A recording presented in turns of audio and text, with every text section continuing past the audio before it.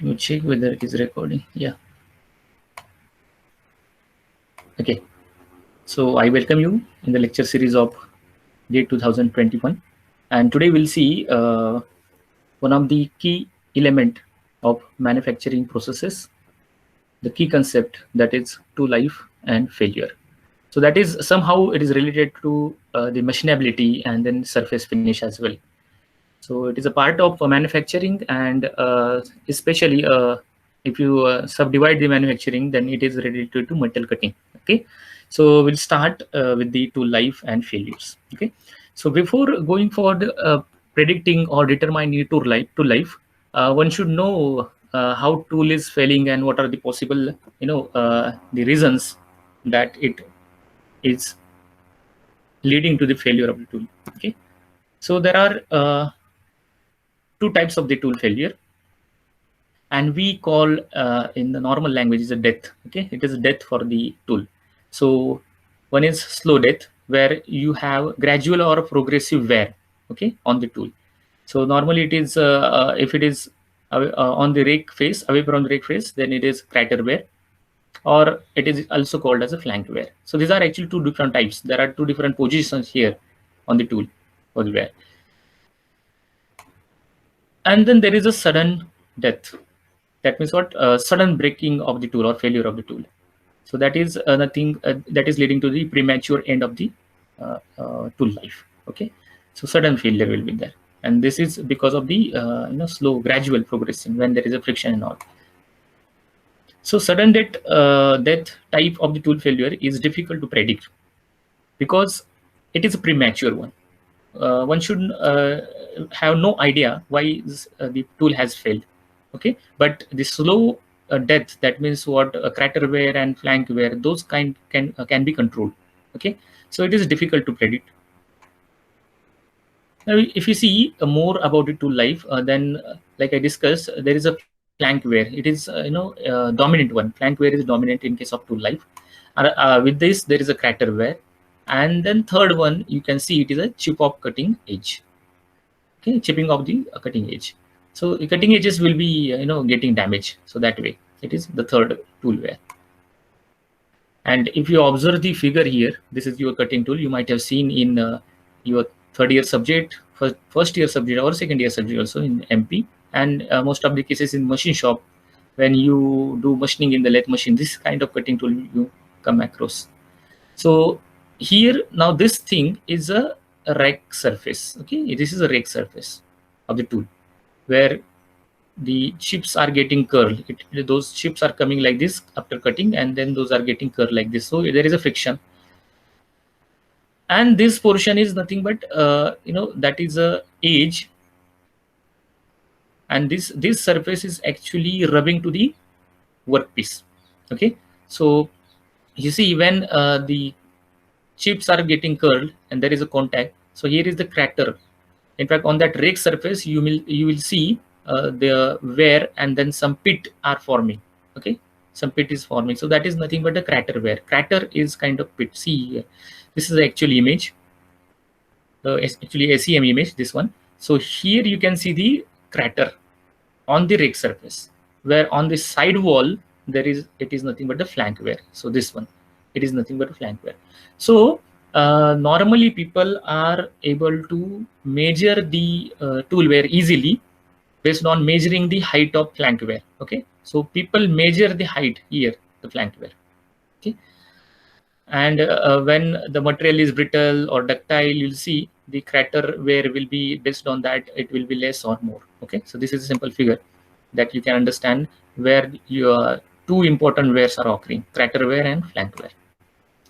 Now I said the flank wear is predominantly considered for measuring the tool wear, and that is nothing but a wear land. We call it a wear land. Okay, so and reasons we'll see, that is abrasion by the hard particles and inclusions in the workpiece. Okay, there is an abrasion, so that is a cause of that causing the flank wear. Then sharing of the micro welds between tool and work material. Okay, these are the important reasons that we are looking at. Then abrasion by the fragments of the built-up edge. Okay, so as built-up edge is there, built-up edge is plowing against the clearance face of the cutting tool. Okay, so built-up edge, you must know the built-up edge is what. And I think in types of chips, you might have come across those different types of chips where built-up edge is there. So because of built-up edge, the surface finish gets damaged.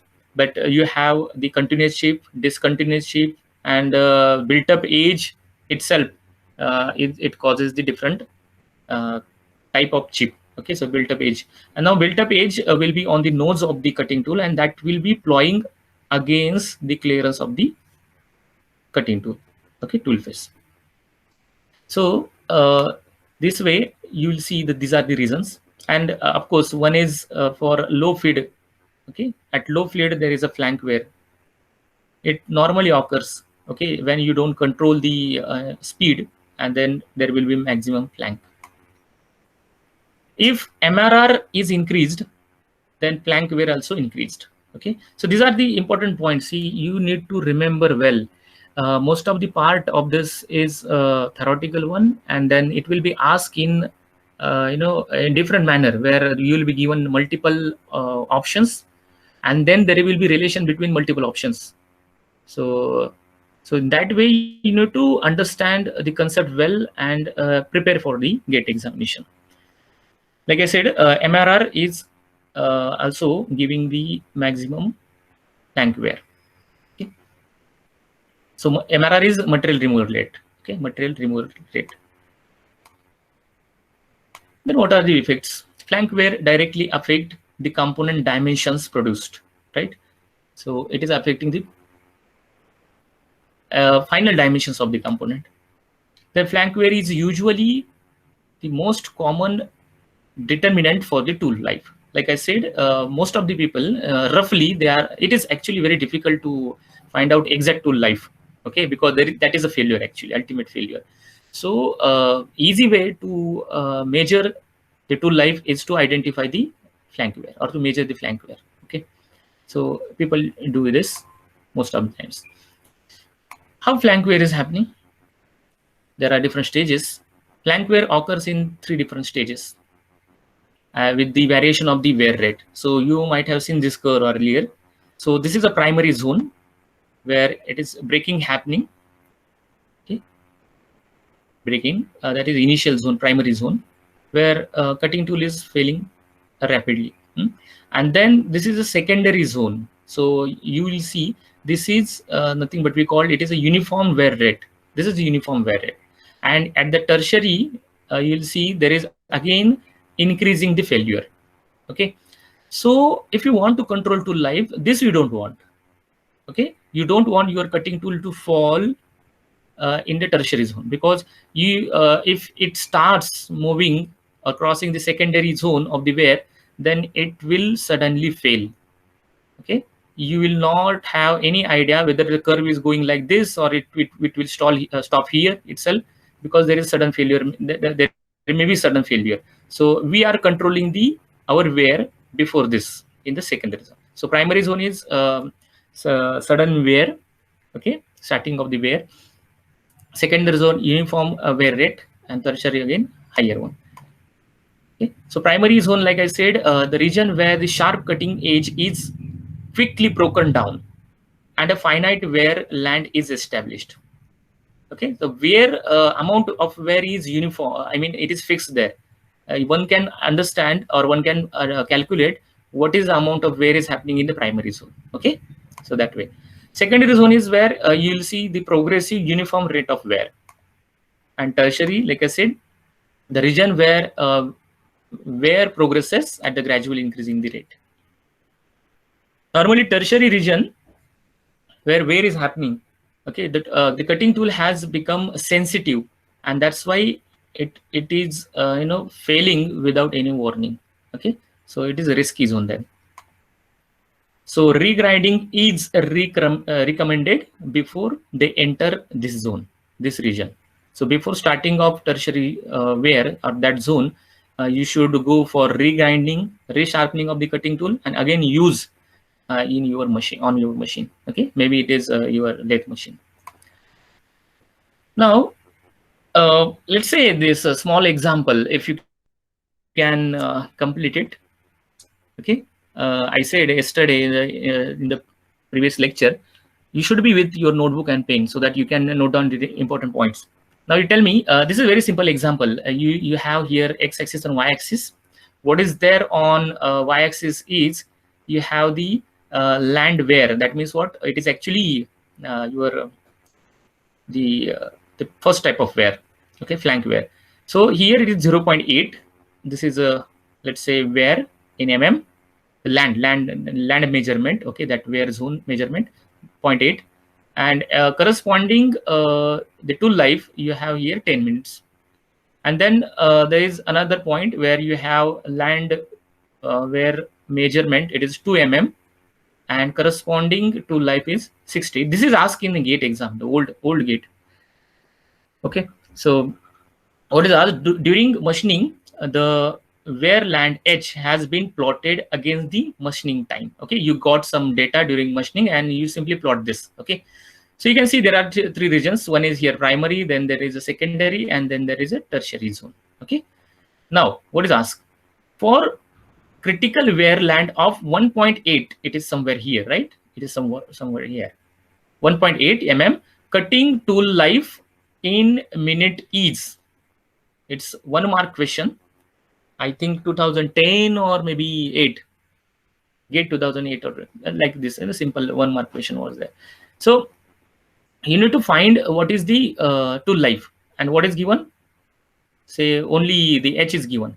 Now there you cannot use the your tool life equation Vt raised to n is equal to C. Okay, Taylor's tool life equation here. This is simple.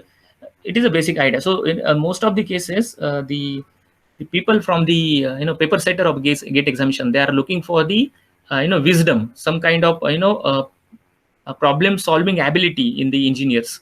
So here you may be looking out for the equation of the tool life, but it's not that way. Here you do simple interpolation. Okay, interpolation. What do you do? So you take a ratio. Simply you take a ratio. So I'll take 2. See how I am taking the ratio. 2 minus 0.8 divided by, okay, corresponding to life I'm taking. Say 2, corresponding to life for 2 is 60, and for 0.8 to life is 10. So what I taken? So 2 minus 0.8 whole bracket divided by 60 minus 10. Okay, this is the one ratio. And then you will take again is equal to 2 minus here 1.8, which is asked, 2 minus 1.8 divided by 60 minus x. X is the unknown. Okay, x is the unknown.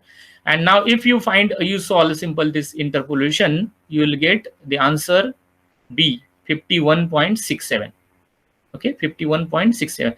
So whenever there is a question, why I put this equation, I mean problem in the today's presentation, today's lecture, is before once you read the problem, you try to apply logic. Okay, try to apply logic instead of finding or thinking for the equations every time, because here onwards, and in fact the last year examination was like that, where numerical was asked and not a single, I mean there was not a single equation that was helping you to solve the numerical. And even some numerical were like this, where you require the concept of thermodynamics, concept of manufacturing, concept of design all together, and then you are going to get some solution there.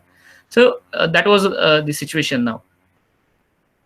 So it was a situation the previous in exam. So you may come across this kind of problems where you need to go with some logic. Okay, so apply logic, think, and then try to match the most of the cases the units. So in that cases also you will get some formula. Okay, so here answer is 51.67 is equation, right? Okay, then tool life criteria as far as ISO is concerned. So people use the flank wear, right? Like I said, and based on that they have decided the criteria according to ISO. So when you say a uniform wear, then the averaged the flank width, this is VB, It is a flank width that we have measured in the see, you have taken 0.2, sorry, 2.0 and 1.8. That is the flank width in the previous numerical. So here it is 0.3. So if it is there in that range, then you call it as a uniform wear. This you measure actually, okay? This you measure, okay? In some cases, students are measuring this in laboratory with the help of vernier. Okay, it is possible. So you measure this. And if you want to accurate, then you go for the images, scanning electron microscope and all. Okay, you take high resolution image, you measure this. So uniform wear, it is in the range of 0.3. Localized wear is 0.6 mm. Okay, based on the previous experimentations. So suppose you are experimenting on the mild steel. So only that grade of mild steel you have to look for a number of components, and then you'll check the different, I mean, tool, sorry, plank wear here. Okay, so based on that, there's a similar condition should be there for the cutting. Then crater wear, more common in the ductile materials, which produces the continuous chip. Okay, this is a crater wear. So crater wear occurs on the rake surface, like I said, and it is at a very high speed. You'll get maximum wear there then. And then it is here, see, it is related to temperature is the main component, or let's say here it is said culprit as tool diffuse into chip material. Tool temperature, tool material and tool temperature, and that is a maximum at some distance on the tool. So when there is a cutting action, normally chip is getting rubbed on the rake surface, and whenever there is a high temperature region, some of the portion of the chip is getting diffused on the tool material, okay, or vice versa. And then suddenly what is happening, that diffused material is getting removed because of next coming chip. Okay, the coming chip is there, and then that is removing the welded chip portion on the rake surface, and then there is a pit formation. So that pit formation, okay, so that is called crater wear. Now you see, this is a curve which shows the crater wear with the time. Okay, so you can see with the time how it is linear, and then MRR, material removal rate, it increases also with this. So crater depth exhibits linear curve, linear increase in the time, okay, with the time. So as time progresses, it will increase, simply it will increase, okay, you cannot control. And then it increases with the material removal rate. If you keep higher material removal rate, means what? The cutting parameters you are keeping higher. For higher material removal rate, what you want? Higher depth of cut, higher feed, right, with the speed. So if you the three parameters you are increasing, then normally that will be naturally it is material removal rate will be higher, and then that way it is higher crater. Crater wear has little or no influence on the cutting forces. The workpiece tolerance or the surface finish, right? So it has no influence on the cutting force. There will be only wear. Okay. If you see the wear mechanism in detail, then there are certain types. Almost 4 kinds of wear mechanism you come across. One is abrasion wear, then adhesion wear, okay, then diffusion wear, and then a chemical or oxidation wear. Okay, so these are the 4 main types of mechanisms for the wear. Main mechanisms. So in case of tool wear mechanisms, you will see based on the speed, low speed, high speed, and let's say very high speed, you come across different kind of mechanism. Here is the combination for low speed, where mechanical properties are getting influenced because of the aberration. Okay, then micro fracture will be there inside the tool.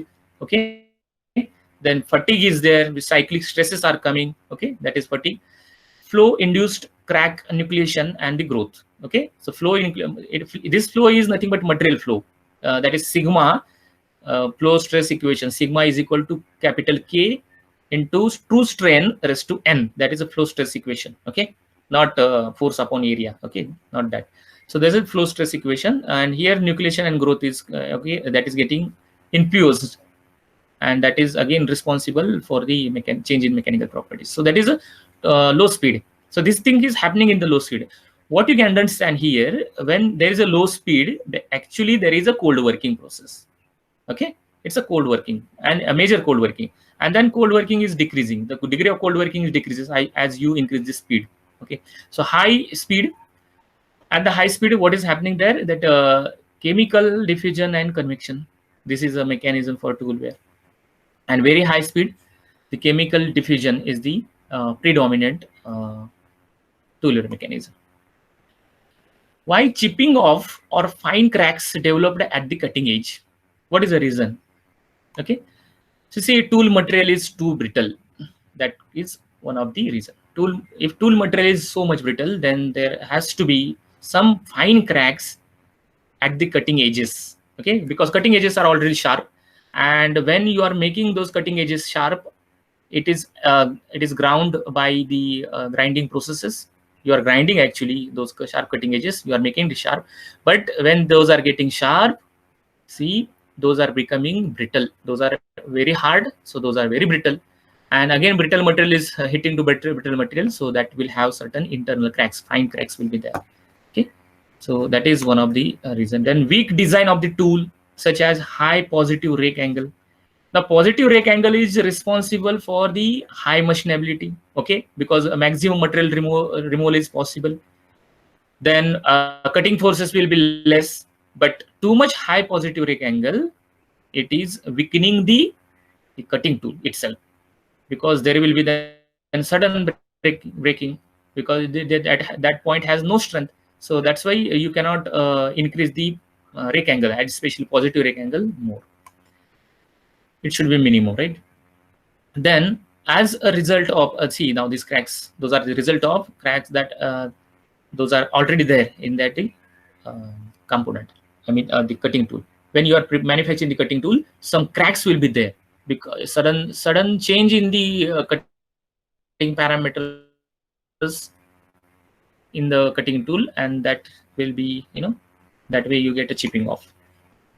Excessive static or shock loading of the tool. Okay, so sudden you when you are working on the lathe machine and suddenly you start your the carriage, and that is suddenly it is hitting to the workpiece, then it is difficult. Okay, sometimes cross slide, suddenly you start moving, and then if it is suddenly hitting to the workpiece cutting tool, then there is a static or the shock loading. Now, why ceramics normally provided as inserts for tools and not as a entire tools? See, this is very interesting. Ceramics, you might have seen certain inserts on the cutting tool. Those are those are fitted, those are screwed on the shank of the tool. So why the inserts are made up of ceramics? That's okay. Okay, but why only inserts you use as a cutting tools in let's say high speed machining, and not as an entire tool? So reason for that is here. Ceramic is brittle material, okay, and that cannot provide a structural strength. It's too brittle. So when it is machining to the workpiece, okay, which is at high speed, it will only that portion, small portion, will be in contact with the workpiece, and that's why that small portion of the insert, it is cutting the workpiece. If you prepare a long ceramic, there is a failure at middle point, let's say middle point of the ceramic tool. So because it's a brittle, it cannot it cannot sustain the shocks and vibrations. Now, if I ask you, or somebody asks you, list the important properties of the cutting tool materials and explain why each points are important. This kind of questions are asked in IES examinations. So you should know at least what are the different properties of the cutting tool. So one is this hardness at the high temperature. Okay, hardness for the high temperature. The cutting tool should withstand the high temperature and also maintain its property, the hardness. Okay, the toughness to provide the structural strength needed to resist the impact and the cutting forces. So always the cutting tool is hitting to the workpiece. Okay, though you control this, the impact and you do anything, but there is, we call it as an impact only. So for that purpose, sufficient toughness should be there. Then wear resistance. Okay, wear resistance also should be there. So what is it? To prolong the uses before the replacement doesn't chemically react and another wear factor. Okay. Then formable or manufacturable. So the tool can be manufactured in a useful geometry. So that should be the one of the quality of the tool material. Okay, it should we should be able to give shapes to the cutting tool material so that we can get the sharp edges. The tool life criteria. Tool life criteria can be defined as the predetermined numerical value of any type of tool iterations which can be measured. So based on this, you can set the tool life criteria. And some of the ways are in order to measure the tool life. Okay, it's not just with the VT raised to n is equal to C. Okay, that is a part of the calculation, but there are different aspects where you can measure the tool life. One is actual cutting time to failure. By this way, by calculating this, you can determine the tool life. Then volume of the metal removed. This is one way of measuring the tool life. Another way is number of parts produced by the single cutting tool, okay, or machine. That is another measure of tool life. Then cutting speed for a given time. So different cutting speed you take for experimentation, and then you check what is a change in the tool life. So that is again one of the measurement of the tool life. Length of the work machine. Okay, you take a slender bar, a long bar, and then you keep on turning it. Okay, so that way you'll see if surface finish, change in the surface finish you observe along the length of the component, then you'll see there is a change in the there is a wear. Okay, so that is a one kind of measure. Now we'll come across, we'll start with the Taylor's tool life equation, the famous one. And again, it is based on the flank wear. Okay, so like I said, flank wear is a predominant wear in the which will give you the idea about tool life. Causes for the this one flank wear, sliding of the tool along the machine surface. Okay, tool is sliding along the machine surface. Like I said, that vertical face of the tool is sliding on the machine surface, and that's why there is wear. And then temperature rise through the friction. So that these are the two major causes for the flank wear. And based on this, you come across different parameters which are in action. So that is nothing but V and T is nothing but a tool life that you know. So V T raised to N is equal to C. So V is cutting speed, that you know it is in meter per minute. You have to take, then if you are taking time in minute, exponent N is equal to exponent depends on the tool material, and C is again constant based on the tool and work material. That and as well as the cutting conditions. Okay, cutting conditions also you have to consider. The C is constant normally. So now you should note down these important values for the N. See, we are taking lectures and we are giving you the material which is which is in compact form. Okay, you need not to read all the text or textbooks or the content that those are available in the textbooks. So here it is in short you get all the idea. So you have to attend it very carefully. So first value, let's say for HSS tool, the exponent should be between 0.08 to 0.2. Okay, if it is not given, in some case you should assume you should consider these values, not any random values. Or in case there may be some numericals where if this is the N values, then you should be in position to determine what will be the material. Okay, so in case of this, say 0.1 to 0.15 for the cast alloys, then 0.2 to 0.4 for the carbide tools, then 0.5 to 0.7 for ceramic tools. You can see how it is increasing. Exponent is increasing with the hardness of the cutting tool. List is for HSS. What you see in our workshop, it is HSS. you should note down this ceramic value, ceramic and carbide, 0.2 to 0.4 for carbide, and higher, even higher exponent for ceramic, 0.5 to 0.7. Now, extended or modified Taylor's equation. So you might have observed this equation in some numericals of manufacturing process 2, maybe. So Vt raised to n, V is cutting speed, T is tool life, N is exponent, F is the feed rate, and D is the depth of cut. Raised to A and B respectively is equal to C, constant. So where the T, or in terms of T, you can see C is equal to T is equal to C raised to 1 upon N divided by V raised to 1 by N, F into 1 by N1, and D raised to 1 by N2.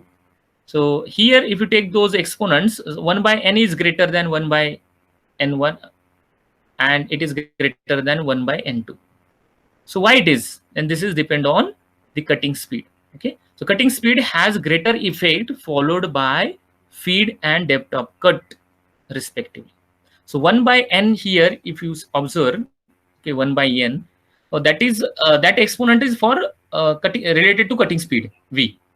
Then 1 by N1, it is for feed, and D for 1 by 2. So you must understand those exponent values will be higher for V, less for F, and again very less for the D.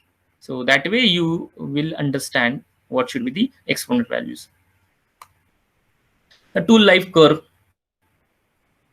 If you observe, okay, for a moment observe what is happening here. So you can understand now there are different materials here, tool materials, HSS, normally that you use in workshops, carbides, and ceramics. And if you plot the tool life curve for this, normal tool life curves are with the log. Okay, it is logarithmic curve. Always remember it is logarithmic. So V versus T, and see you see for high speed steel, the slope is less. Okay, it is less. Where for the ceramic it is higher. That means what? Higher will be cutting speed, and it will sustain the tool life. Okay, tool life will be maximum for here. Where it's not that the case with the high speed steel. If you increase the sudden cutting speed, then tool life it decreases. Okay, so that's why it is a the curve. And now these materials or these curves are having very important relations. Okay, so you need to understand what is the ascending or descending of order of the cutting tools. So cutting speed with the different tool materials, here is the point to note that high speed steel, that we can work with the low cutting speed, and that is nothing but 30 meter per minute in case. Okay, so it is a least cutting speed. Then you have higher cutting speed for the cast alloy. Then you have higher cutting speed for the carbide. Then you have higher cutting speed. Let's say it is 150 meter per minute. See the change. What is it? So this is a kind of this is ascending order for tool life. So we are keeping, let's say, tool life constant, and we'll see what is the cutting speed that we have. So higher cutting speed for the cemented carbide. Then cermets will be having again higher cutting speed, higher tool life, right? Ceramics and or sintered oxide, maximum cutting speed here it is 600 meter per minute. So if you come across certain numericals and you get the solution in terms of, let's say, cutting speed, so you must understand that if 600 is coming, that should not be the high speed steel or mild steel, okay, or a carbide cutting tool. 600 is for ceramics. 30-50, that is for mild steel cutting speed, 30-50 meter per minute. Okay. Now we'll see the effect of rake angle on the tool life. Okay, so that is important parameter, rake angle. I think we must continue this rake angle portion or the in a metal cutting, but say we'll take an introduction part here. If rake angle is larger, smaller will be the cutting angle. Okay, understand, rake angle, if it is larger, smaller will be the cutting angle, and larger will be the shear angle. So shear angle and rake angle, these are two important elements for the machining. Okay, you know, merchant circle, right? So shear angle will be larger. This will reduce the force, then it reduces the power for the requirement for the cutting, and hence tool life increases. Okay, so larger rake angle, that means what? Positive rake angle, like I said, you always remember this one. Positive rake angle or larger rake angle, that is increasing the tool life. Why? Because it is reducing the cutting force. Okay, there is easy cutting. Always remember, there is easy cutting with the positive rake angle, and then it reduces the cutting force and increases the tool life. But see, it's not always that possible because you don't require too much positive rake angle, right? So, but increasing the rake angle reduces the mass of the metal behind the cutting edges, resulting the poor transfer of the heat, and that's why tool life again may decrease. Okay, so you need to keep optimum rake angle. Here there is a conclusion, right? So positive rake angle is good, but too much positive rake angle will not be good, because that way it is reducing the mass which is hitting to the cutting edges, and that will result into poor heat transfer. There will not be heat transfer. We want heat transfer in this action. Okay, so decreasing tool life. Therefore, optimum rake angle is maintained in the machining is 14 degree. Okay, 14 degree is the rake angle. It is the optimum one. Remember, this is optimum rake angle. And especially remember, we are talking about the tool life. That's why we are keeping it is 14 degree. Otherwise, in some machining process where you want maximum material remove rate and all, where cutting angle will be different. Okay, understand this. Remember this one. Now, effect of clearance angle on the tool life.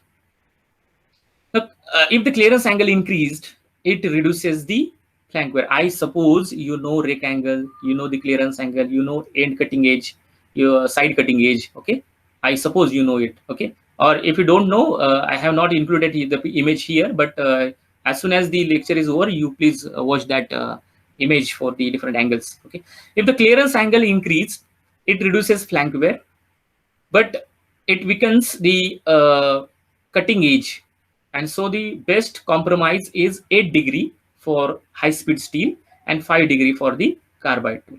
So we need to limit again this clearance angle as well. So clearance angle, it is kept 8 degree for HSS and 5 degree for the carbide tool. Effect of workpiece on the tool life. See, there is effect of tool workpiece also, because we know the material for the tool workpiece. Say with the hard micro constituents in the matrix gives poor tool life, because those hard material components constituents, those are coming out with the chip, and then chip is rubbing to the cutting tool surface, or say rake surface, and maximum crater will be there. So that way, or the clearance surface also, it is getting damaged. So with the larger grain size of the tool life is better. If workpiece is having larger grain size, in that case, machinability will be better. Okay, machinability will be better, and that means what? Tool life will be better. Larger tool life, larger grain size of the workpiece are easily getting finished. Okay, and that way you say aluminum and all.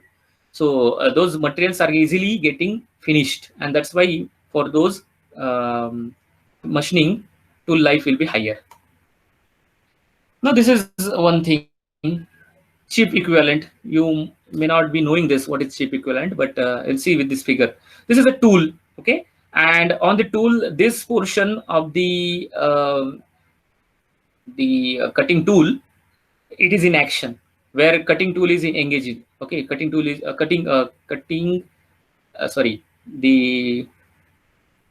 cutting chip is in contact. Okay, so this is an area of cut which is always in action, always in contact. So how do you know, what do you get about this chip equivalent? So there is equation Q, chip equivalent. So that is engaged cutting edge length, okay, this one, divided by plan area cut. Okay, this is a plan area cut. So that gives you the chip equivalent. It is used for controlling the tool temperature. Okay, tool temperature has to be controlled. We want better heat dissipation in order to increase the tool life of the cutting tool. Okay. Now, the side cutting edge angle SCEA alters the length of the engaged cutting edge without affecting the area of the cut. Okay, it is not affecting the area of the cut, but it is, it is altering the length of the engaged cutting edge. As a result, chip equivalent changes, and when the side cutting edge angle is increased, the chip equivalent is increased without significantly changing the cutting forces. Okay, so what you know, what you understand here, side cutting edge angle of the cutting tool, when you increase it, chip equivalent is also increased, and that is actually not allowing to change the cutting forces. Okay, but it will increase the cutting force. So increase in the nose radius also increase the value of the chip equivalent, and hence improvement in the tool life. So there are two important things you should know. One is side cutting edge angle, and then nose radius. Both are dependable, depend on each other. So both are increasing the chip equivalent, and when you have higher chip equivalent, you have better tool life because it is somehow controlling the temperature. Now, economics of the cutting, metal cutting. It is about metal cutting. Okay, so you see on the y-axis there is a cost per unit volume. We'll see these couple of figures, I mean graphs. So on x-axis there is the cutting speed, and when you look at this graph, okay, where cutting cost is it is decreasing with the cutting speed. As cutting speed is increases, the cutting cost decreases. You have another curve, that is a tool cost. This is cutting cost is different, okay, and tool cost is different. Cutting cost is with the help of, say, different cutting parameters. Okay, you have lubricants and all, and then different cutting parameters, depth of cut, speed. Okay, workpiece. What is the material of workpiece? What is the material of tool? Okay, that is this. This is a tool cost. When there is a say tool worn out, you need to resharpen. Depending on the workpiece material, you have to pick a hard tool or soft tool. Okay, so there is nothing but, this is nothing but a tool cost. So tool cost increases with the cutting speed, because as cutting speed increases, the worn out of the tool is increases. So based on the combination of these two curves, you got this. This is the total cost of the machining, metal cutting cost. And here, hence, this is the minimum point on the curve where you can get the minimum cost in the process, where the speed corresponding to that, it will be called as the optimum speed. So what you need to do, as far as examination is concerned, you need to just remember these curves, nothing else. You will draw this, inverted mountain-like structure, and then these are the two curves. One is cutting speed, cutting cost, and then tool cost. And here is cutting speed, and here is the cost.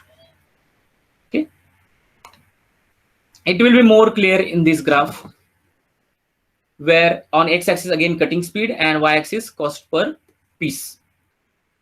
So you see, this is nothing but the machining cost, CM. Okay, machining cost. Then there is a tool cost, CT, which increases with the certain normal. It is very certain, right? It is increases with the cutting speed. Then tool changing cost, like this. Okay, tool changing cost comes with the worning out of the tool. You need to resharpen it, so you remove it from the tool post, go to a grinding machine, sharpen it, come back again, fix it. So tool changing cost is that. It includes grinding cost. So machining cost, tool cost, and tool changing cost. These are three combined effect of these three, plus idle cost, CN. Okay, this is the idle cost. Idle cost is there. You cannot minimize it. It is a fixed cost. Okay, it is a fixed cost. It is always there. So you need to take a combined effect of all these four. And then you'll see here one dotted curve, which is nothing but production rate. pieces per hour, number of pieces produced per hour. So this curve is like this. So it initially at the start it increases number of the production rate increases initially, and then when the where is maximum, okay, it is having severe effect, then you see there is a decrease in the curve like this, because we need to go for the tool changing and tool resharpening, okay, different tools we need to mount, okay, so that way it is decreased. So again, the combined effect of all, you'll see here the total unit cost, CU, and then you have to take this point. I have not shown here. The dotted line will be here vertical, which will give you the optimum cutting speed related to all these parameters, all these objectives. In fact, these are the objectives. Okay, some want less machining cost, somewhat less tool cost. Somebody is not worrying about tool change and all. So that way, this is you are getting here optimum cutting speed. And now that where you are looking, you are waiting for, this is V initial, okay. Vt raised to n is equal to C. O is for initial, okay. So initially we consider the optimum tool life for minimum. It is the principle of minimization or maximization. So here we consider the minimum. Our objective is of minimum cost, okay. So you differentiate the equation, and with the differentiation you get, let's say minimum cost is, let's say dmc with respect to time, okay, and with that you get this equation where tool life, optimum tool life will be tc plus ct divided by cm into whole multiplied by another bracket 1 minus n divided by n, where ct and cm will be given, okay, it will be given. In case tc is not given, okay, used tool life for a certain equation, a certain tool, used tool life, okay, tc. Then ct divided by cm into 1 minus n upon n. What is n? Is the exponent, okay. T is the tool life, to is the optimum tool life, tc is used tool life or a known tool life, okay. So this way, and c is the constant. So optimum tool life, I suppose you must write this equations, okay.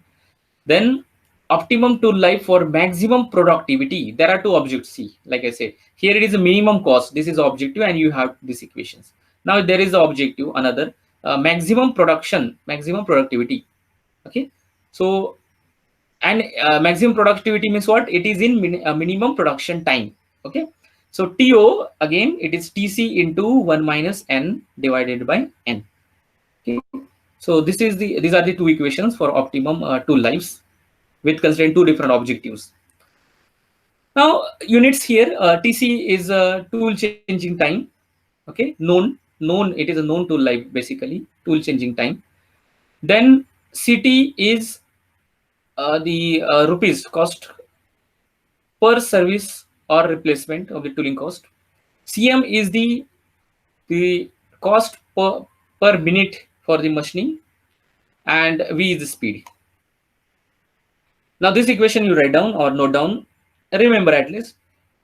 Tooling cost CT is equal to tool regrinding cost plus tool depreciation per service or replacement cost.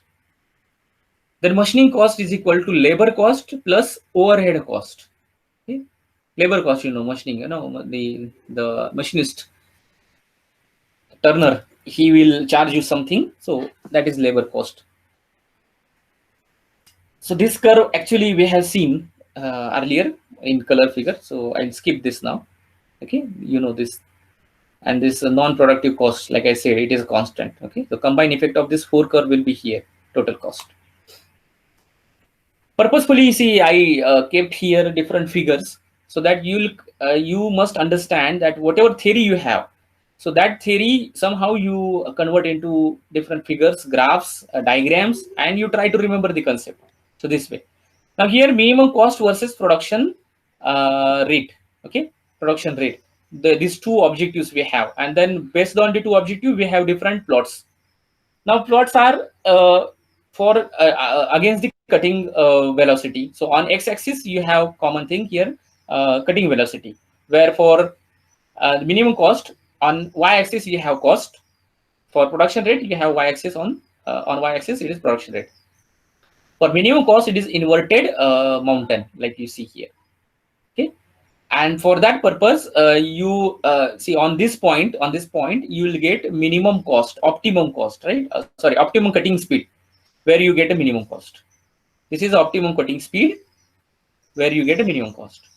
Then this is a one kind of plot, I say straight mountain, and here you get optimum cutting speed for maximum production rate.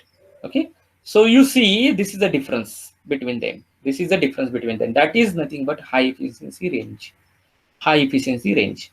So surprisingly, you come to one relation here, that cutting speed for maximum production is always higher than cutting speed for maximum profit, and that is always higher than cutting speed for minimum cost. Okay, so cutting speed for minimum cost is always less.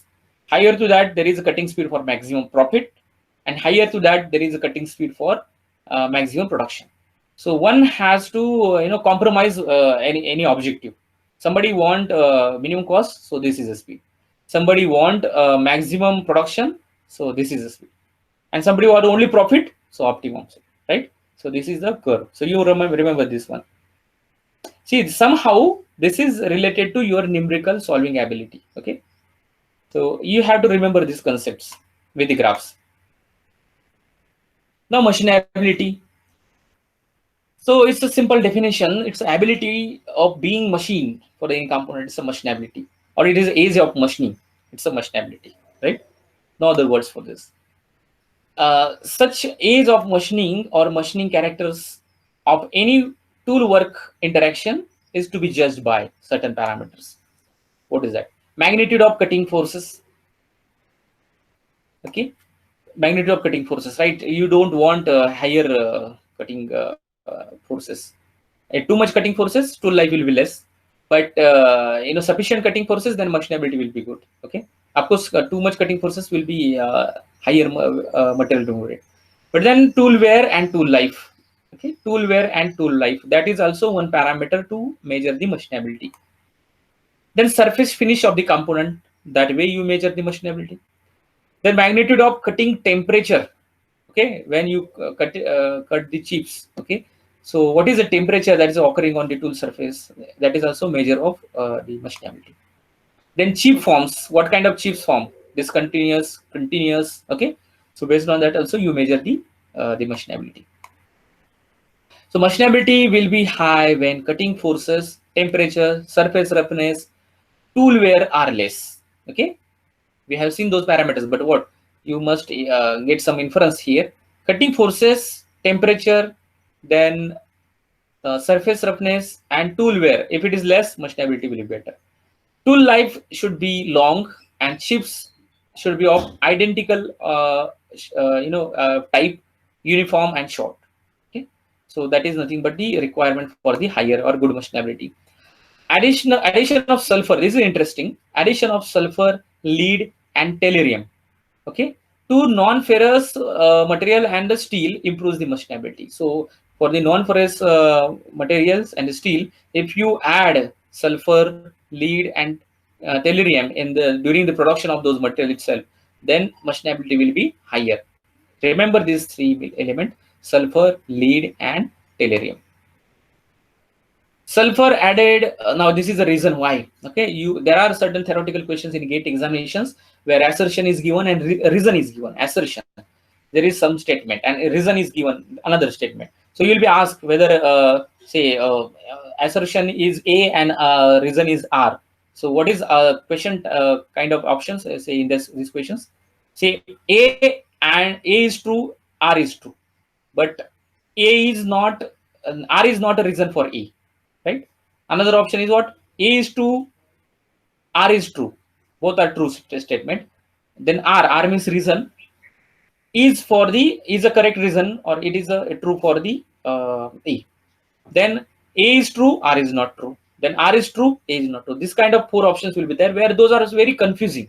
Though you know theory well, you get sometimes you get bored during learning or reading this theory, but when you study the theory part, you need to draw certain figures, get certain comparison tables, okay, note down certain points, okay.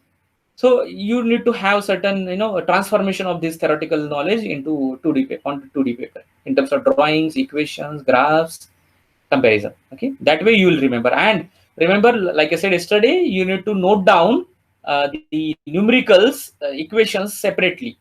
Okay, you read theory, revise the theoretical knowledge with the graphs, the comparison and all, and then you look at the equations in order to solve the numericals. Have the practice. Sulfur is added to steel only if there is sufficient manganese in it. Okay, you cannot simply go and add sulfur in the steel, because that is decaying the quality of steel. So when you are adding the steel, when there is sufficient manganese, this is very interesting concept as far as metallurgy is concerned. So you cannot add sulfur simply, but if there is a sufficient manganese, then you add sulfur, because we want machinability. And sulfur that way forms the manganese sulfide, which exists as an isolated phase. It will be isolated. Okay, it is not diffused into these metallurgical phases, and that acts as an internal lubrication and chip breaker. It is acting as an internal lubrication and chip breaker. It is acting as a chip breaker more prominently. Chip breaker means what? Let's say there is a that phase. Okay, that is a phase in the this one your steel, and when the cutting tool reaches, or the sharpness or crack reaches to that phase, suddenly there is a extra fracture. Okay, that way it is a chip breaking. Suddenly there is extra fracture. Okay, so that is chip breaking. If insufficient manganese is there, a low melting iron sulfide will form around the austenite grain boundary. Okay, if insufficient manganese is there, then what is happening? So low melting iron sulfide. If manganese is not there, then iron is still there because it's steel. So iron is getting combined with the sulfur, and iron sulfide forms at the or around the austenitic grain boundary. Such a steel is very weak and brittle, then steel itself becoming a weak raw material.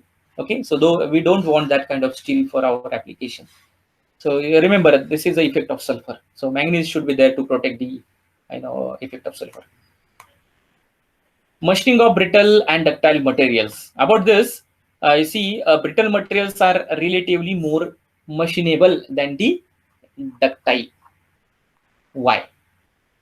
You should know, give this reason. And that if I have to frame the question, then I'll make this as an assertion: the brittle material are relatively more machinable, and then there will be r means reason. So reason will be kept based on your answer, right? So you keep this sentence, and then later you can comment on the answer. Okay, see, for today's session and yesterday's session, I'll make certain Google for a quiz, and then I'll post it on today evening or tomorrow. So you please attempt it, and let's see your knowledge. Okay. So role of microstructure on the machinability. What is the microstructure? What is the effect of microstructure on the machinability? The coarse microstructure lead to lesser value of tau s. Okay, shear strength of the material. So coarse microstructure leads to lesser value of shear strength. So lesser value of shear strength means what? Easily it will be torn. Easily it will be machined. Okay, machinability higher. So coarse microstructure, larger grains. Okay, that will cause the good machinability. Therefore, tau s can be desirably reduced by the it should be reduced, right? It should be reduced. It is lesser. So core structure, it is for core structure, it is lesser. And anyhow, if it is higher, then we have to reduce it. So proper heat treatment like annealing for the steel in order to reduce the tau s. Shear strength we have to reduce. So that's why we are going for the annealing. If you do annealing, normally in metallurgical concept, what you see, the steel is becoming soft. And as it is becoming soft, or as it is getting exposed to annealing, there will be coarsening of the microstructure. So it is becoming soft, and so the machinability will be increased. Then the controlled addition of materials like sulfur, like I said, but manganese should be there. Lead, terrarium, etc., leading to free cutting of the soft ductile metals and alloy.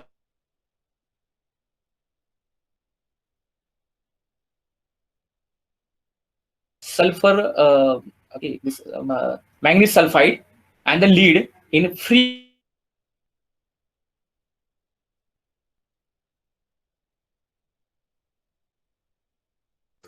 search on the some literature free cut, you'll see that is having maximum machinability, and we are comparing that free cutting steel with the another steel, okay, so that you can comparatively get the machinability of the steel that you want to finish or machine.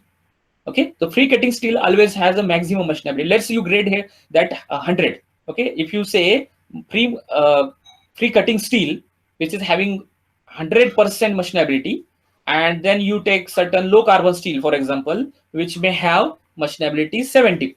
Okay, 70. So that nothing but that way you are actually comparing with the free cutting steel machinability. So you search on that free cutting steel. So addition of lead in low carbon steel, like I said, and also in aluminum, copper, and their alloy helps to reduce the shear strength of the material. Okay, lead. The dispersed lead particles act as a discontinuity and in turns the chip breakers and the solid lubricants, thus improving the machinability by the reducing the friction, reducing the friction, cutting forces, and temperature, and hence the tool wear and then built up edge formation. So built up edge formation will be reduced because those chips are not going to stuck to the tool surface, not going to weld there automatically. So built up edge formation will not be there, and the tool wear will be less. So lead, addition of lead is important in case of the machining of the steels. That is happening, that has to be there prior to formation or manufacturing of the steel itself. Okay, once it comes to workshop and then you start machining, you cannot do anything. You have to just machine it. You have to check the grade of the raw material that you have. Then addition of sulfur, like I said, also enhances the machinability of low carbon steel by enabling the free cutting. So sulfur and lead are important elements. Effect of tool rake angles on the machinability. I think it is repeating here, but you must know rake angle increases the machinability, and too much increase in the rake angle weakens the cutting edge. Okay, so it should be minimum. Now, what is the value? If you remember, what is the value for optimum or maximum machinability? It is 14 degree. Correct? Okay, it's a 14 degree. Effect of cutting edge angle on machinability. Cutting edge angle. Okay, so end cutting edge or slight cutting edge. Okay, that way. So variation in the cutting edge angles does not affect the cutting force or specific cutting energy. Reduction in both side cutting edge angle and end cutting edge angle improves the surface finish sizably in continuous chip formation, hence the machinability. Okay, so reduction in the side cutting edge and end cutting edge angle is required in order to increase the machinability. Okay, so it will lead to formation of continuous chip. Okay, and that's why increasing the surface finish and increasing the machinability. So these are interlinking parameters. So you have to you have to write this. Let's say side cutting edge angle. Then I'll keep arrow in my notebook if I keep I'm preparing for notes. So side cutting edge angle SCEA and ECEA, then arrow that is leading to the better surface finish. So I'll get good surface finish, then arrow continuous chips, then arrow machinability. So that is nothing but a meaning of, say, what is the effect of side cutting edge angle and end cutting edge angle on the machinability. Effect of clearance on the machinability. You see this curve, tool life. Initially it is increases and then it is decreases. So tool clearance angle in degree, and say tool clearance angle is always between 0 to 30 degree. What is it now? Inadequate clearance angle reduces tool life and surface finish by the tool work interaction. Okay, clearance angle reduces the tool life and surface finish. Inadequate. Okay, inadequate. And again, too large clearance angle reduces the tool strength and the tool life, and hence the machinability. So this is the combined effect. So that's why again the tool life should be optimum. So here from the curve, okay, why these curves are important? Now you can get from the curve, you can get the tool life here. I mean the clearance angle can be 15 degree or 12 degree, 10 to 15 degree. Okay, this way. Effect of nose radius on machinability. Effect of nose radius on machinability. So we'll see what is it.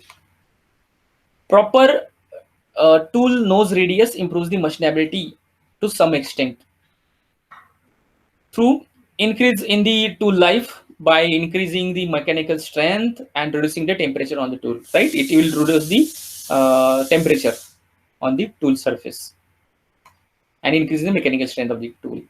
Reduction of the surface roughness.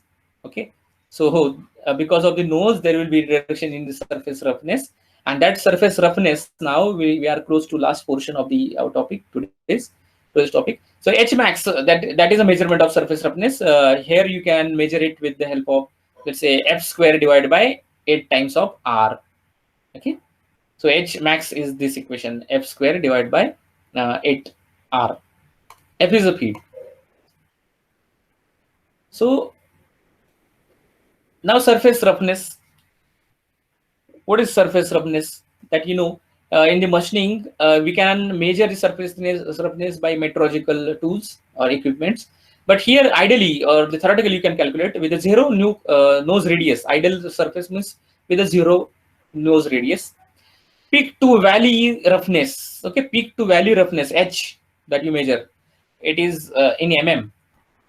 F by tan of side cutting edge angle plus cot of end cutting edge angle, and RA value. Okay, RA is the surface roughness measurement. There are certain values for surface roughness, but RA is the prominent one that we consider for the a rough measurement of surface roughness, right? It is the peak and troughs, that way you measure. H by 4, and what is H? H is F upon, say, so F upon this, so 4 times F upon 4 times of tan side cutting edge angle and cot of plus cot of end cutting edge angle. You remember this formula, okay? These are the angles, side cutting edge angle and end cutting edge angle. Okay, you take tan and cot of that. Then practical, okay, practical surface with the nose radius of R. If you have R nose radius, it is given for the tool. Okay, normally it is 0.8, 0.5 to 8. Okay, 0.8 nose radius. So H is equal to F square upon 8R that we have seen, and RA value for this then F square divided by 18 root 3 times of R. Okay, so here F is for change in the speed, in more important than the change in the nose radius, and depth of cut has no effect on the surface roughness. So there is no D parameter in the equation. So depth of cut has, say, it is a very interesting conclusion. Depth of cut has no relation in the surface roughness. It doesn't matter how you keep, but feed is important, and the nose radius is important. But feed is, change in the feed is more important than the change in the nose radius, because change in the nose radius is it's not too much. Normally we keep nose radius 0.8 mm, and how it will vary. Let's say 0.46 or 0.7, that much only. So no change actually for this. Now last slide we'll take the about cutting fluid. So it is I'm taking I see just read it. I'm checking how much students have joined here class. Okay, so okay, anyway, cast iron, for cast iron, the machine dry or compressed air, soluble oil, or high speed machining and grinding. These are the cutting fluids. Okay, so compressed air can be a cutting fluid, soluble oil for high speed machining and grinding for casting iron. Then brass, for brass, machine dry or straight mineral oil with or without EPA. This is a coolant. okay, without EP. Then aluminum, machine dry or kerosene oil mixed with mineral oil or soluble oil, kerosene oil or mineral oil, that is for aluminum. Okay, you might have seen different coolant that we are using in our workshop. Okay, but normally we machine aluminum and the steel only there. Okay, but if you take a different coolant, then I mean different material, then you have to change the coolant also. Then stainless steel and heat resistance alloy. Okay, here it is high performance soluble oil or neat oil. I don't know what is here, maybe by mistake I did some mistake here. Soluble oil with high concentration with chlorinated EP additives. Okay, so EPA, EP, it is a kind of additive in the oil that will increase the the heat transfer rate and then machinability also. It somehow it is increasing the machinability. Okay, so this is the last slide for today, and thank you so much for patiently attending the session. And if you have some doubt, you should actually post on the chat box or at least on the our WhatsApp chat.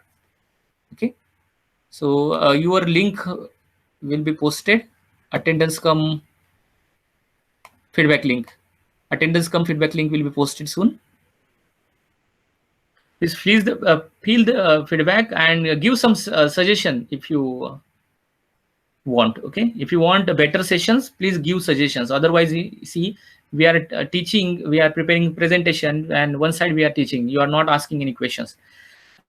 So for today's session and yesterday's sessions, I'll make some quiz and I'll post tonight or tomorrow morning. Please attempt it, and we'll see, we'll have a discussion on that also. Okay, so thank you so much. I'll stop recording.